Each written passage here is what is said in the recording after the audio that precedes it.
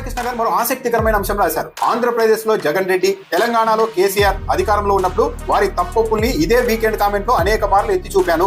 వాటిని సరిదిద్దుకోకపోగా వ్యక్తిగత ద్వేషంతో విమర్శిస్తున్నానని వారి ఇరువురు భావించారు. దిద్దుబాటు చర్యలు తీసుకోలేదు. పర్యవసానమే గత ఎన్నికల్లో ఇరువురు పరాజయం మూటగట్టుకున్నారు.